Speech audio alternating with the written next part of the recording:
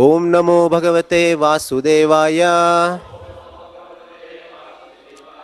Reading from Srimad Bhagavatam, 6th canto, 1st chapter, text number 27. Sa evam vartamanojño mrityu kala upasthite matim chakara tanaye bale narayana. Translation and purport by His Divine Grace A.C. Bhaktivedanta Swami Srila Prabhupada ki jai. Translation. When the time of death arrived for the foolish Ajamila, he began thinking exclusively of his son Narayana. Purport by Srila Prabhupada. In the 2nd canto of the Srimad Bhagavatam, Shukdev Goswami says, Etavan Sankhya Yoga Bhyan Swadharma Parinishtaya Janmalabha Parapumsam Ante Narayana Spritihi. The highest perfection of human life, achieved either by complete knowledge of matter and spirit, by acquirement of mystic powers, or by perfect discharge of one's occupational duty, is to remember the personality of Godhead at the end of life. Somehow or other, Ajamila consciously or unconsciously chanted the name of Narayana at the time of death, Ante Narayana Spritihi, and therefore he became all perfect simply by concentrating his mind on the name of Narayana. It may also be concluded that Ajamila, who was the son of a Brahmana, was accustomed to worshipping Narayana in his youth, because in every Brahmana's house there is worship of the Narayana Shila. This system is still present in India. In a rigid Brahmana's house there is Narayana Seva, worship of Narayana. Therefore, although the contaminated Ajamila was calling for his son, by concentrating his mind on the holy name of Narayana, he remembered the Narayana he had very faithfully worshipped in his youth. In this regard, Srila Sridhara Swami expressed his verdict as follows. Etaccha tad upalalanadi Shri Narayana namocharana mahatmyena tad bhaktir eva bhut iti siddhantopayogitvenapi drashtavyam. According to the Bhakti Siddhanta, it is to be analyzed that because Ajamila constantly chanted his son's name Narayana, he was elevated to the platform of bhakti, although he did not know it. Similarly, Srila Veeraraghava Acharya gives this opinion. Evam vartamana sadvija mrityu kale upasthite satyajno narayanakhye putra eva matim chakara matim asaktam akarodhityartaha. Although at the time of death he was chanting the name of his son, he nevertheless concentrated his mind upon the holy name of Narayana. Srila Vijayadvaja Tirtha gives a similar opinion. Mrityu kale deya viyoga lakshana kale mrityo sarva dosha papaharasya harer anugrahat kale dattajnana lakshane upasthite hridi prakashite tanaye purnajnane bale panchavarsha kalpe pradesha matre narayanakhvaye murti visheshe matin smarana samartham chittam chakara bhaktya smarad ityartaha. Directly or indirectly, Ajamila factually remembered Narayana at the time of death. Ante Narayana Spritihi. Thus ends the Bhaktivedanta purport.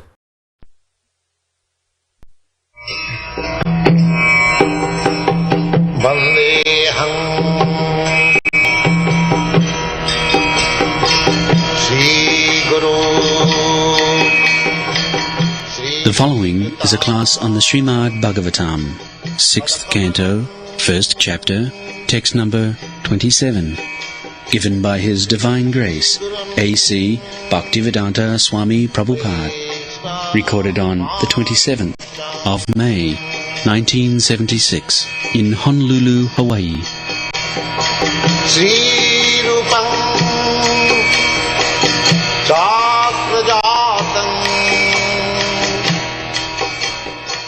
Translation. When the time of death arrived for the foolish Ajamila, he began thinking exclusively of his son Narayana. So, in the previous verse, it has been described, Bhojan Payana Mula. And here is also Saivam Vartamana Agya. Agya means one who has no sufficient knowledge. He is called Agya. And Mura means as, respect. the verses, the Ajamila is described as fool, rascal, and without sufficient knowledge. Why? Because he is attached to the child and he does not know that death is coming now. Death is there. This is our position. We say that God is dead. God is not dead. God is coming very soon. Wait a few years. He will be dead. This is the position. You rascal, God is not dead. God is coming to kick you, to kill you. Yes, Krishna says, Mrityu sarva harasya aham. What is death? Just like in your previous life you had been something, death means you have forgotten everything. Suppose I was a very big king or prime minister or president, but that is all finished. Now I have got another life, another chapter of life. Tatha dihantara prapti. You have to change your body.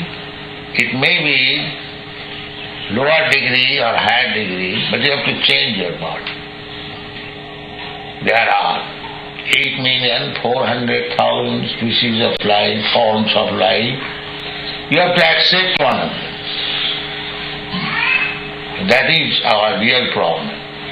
If we forget the real problem and blindly or foolishly say that God is dead, God may be dead, but God's law is not dead. Suppose the king dies, the president dies, does it mean the government dies? The government will go out.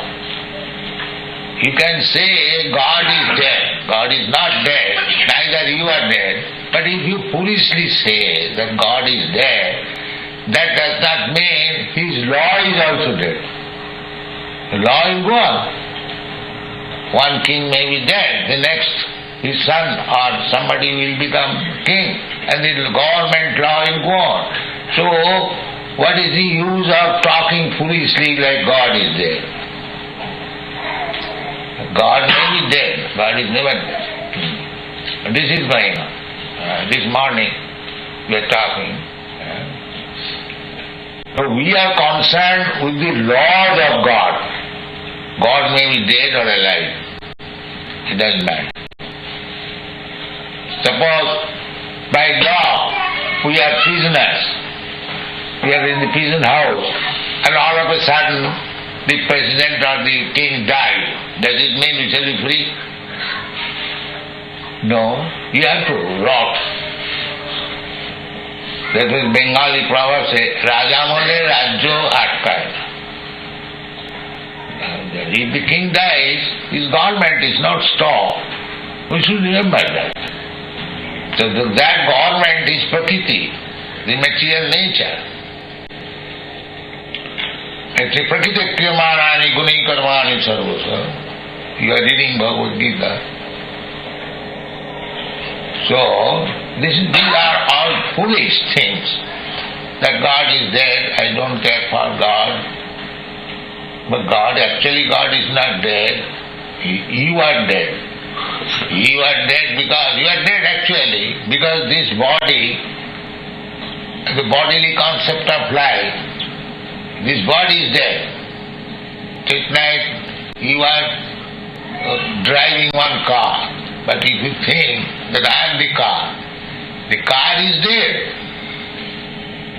The car is moving because you are alive.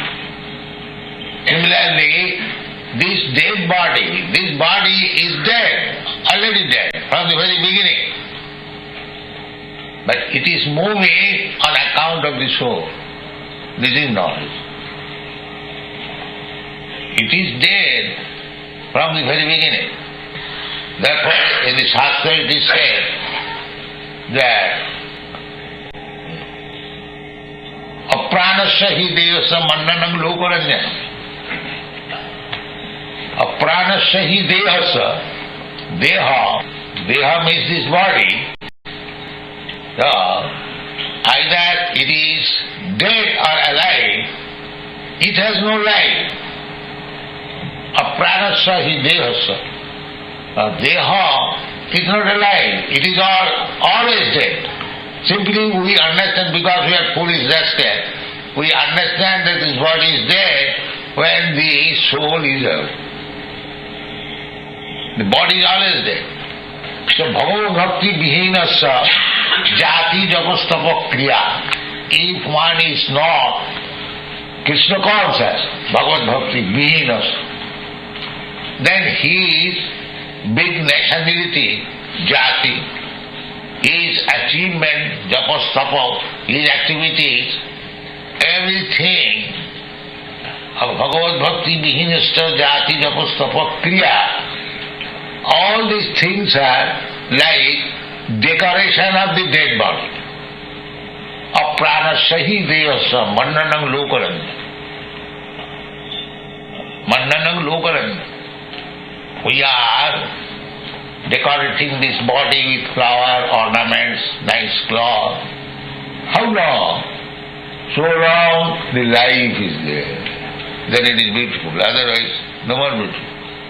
If you guard that, suppose I become dead and you guard that, it may be pleasing to somebody, but what is the value? There is no value. So this material civilization, they are decorating this body. So the bodily concept of life is condemned in the very beginning of Bhagavad Gita. This knowledge was given to Arjuna by Krishna when he surrendered.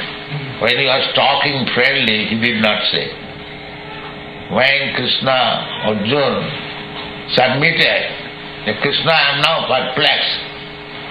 So, how my intelligence can be revived? You know, Krishna, Arjuna knew that Krishna is the Supreme Personality of God.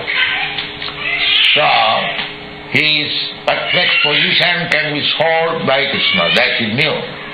Therefore, he said, Shishya-seham sadhimam prabannam. Krishna, no more friendly talks. We are wasting time. Now I become your disciple. Shishya. Shishya means disciple. You kindly advise me. I am surrendering unto you. Tadvidhi panipatina. Spiritual master means you must surrender to him. If you talk foolish, then he will not be benefited. You must submissively and accept whatever he says. So, when Krishna began to teach him as teacher, the first thing he uttered, anyone can say what he first said? Asatyananushuchastam prajnanadang subhas gatasun agatasun nanushuchanti pandita. My dear Arjuna, you are talking like very learned scholar, but you are so rascal that you are talking of this body.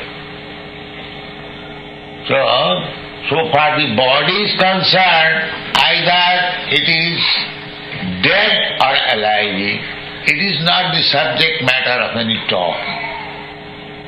Now those who are learned scholars, they don't talk about the body, they talk about the soul. That is funny. What is this? This is dead body. Suppose this is cloth. Now if you talk about this cloth, you can talk. You can write volumes of books. This silk was purchased from that shop and it was manufactured in such and such date, and the man manufactured, he is like this, he is like, you can go on talking nonsense like that and can write books. So all these rascal philosophers, they are writing about this cloth. That's all. Jasat buddhi punapi shiva. But this is not the subject matter for the learned scholar. Nanusuchanti pandita. What is this body? a combination of matter, it is already dead, because the living soul is there, it is moving, and as soon as the living soul is out of this body, it is useless, dead of matter. So, what is there important talking about this dead body?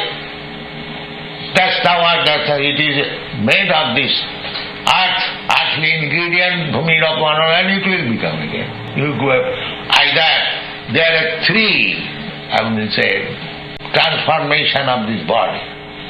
One transformation is ash, another transformation is stool, another transformation is earth.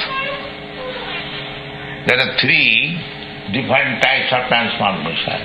Just like Christian people, they bury the body. So, in due course of time, you will find, say after 10 years, the body is finished, it is now earth. The body has become earth. And Hindus, they burn it, so the body becomes ash. And the Parsis, they throw the body to be eaten by the vultures. It becomes stool. This is the last, transformation of this body. And we are so much busy about this ash, stool and earth. Just see how foolish we are. Therefore, Krishna said to Arjuna, Gatasana Gatasans. Just like motor car. With driver or no driver. What it is? It is dead matter. That's all. Why one should be busy about this motor car? One should be busy about the driver. Whether he is paid nicely, whether he is eating nicely, he drives. If you don't take care of the driver, simply you wash the car, what is the use? The car will not be moving without driver. Similarly, the whole civilization should be on the basis of understanding the soul. That is civilization. So unfortunately, by the spell of Maya, just like this Ajamila, he is committing sinful activities. He is now rogue, thief, cheater. He doesn't care for that. But he is taking care of the body of the child. He is thinking, this child will save me when I will be in danger. There is another part in the second canto. Dehapatta kalatradishu atma sannesu asassu api pramatta tasya nidhanam pasyannapi na pasyati. Deha means his body. Apatta means children. Dehapatta. Kalatra means wife. Dehapatta kalatrādishu atma sannesu. Here is struggle for existence, and we are thinking that this my strong body and my nice children and my wife, they are my soldiers, as I am saying. Everyone is thinking that. Now I am in a good family. I have got my family members very nice. I have got very strong body. Oh, what do I care? God is there. That's all. So, this is our misconception. We are thinking that this paraphernalia, my country, my community, my countrymen, or my family, my wife, my children, so many things, mine. So I am thinking that they will give me all protection. No. Therefore in the Bhagavatam it is said, Dehapatta kalatrādishu asassu api. He knows that they will be placed. They cannot give protection to themselves. What protection they will give to me? This is not.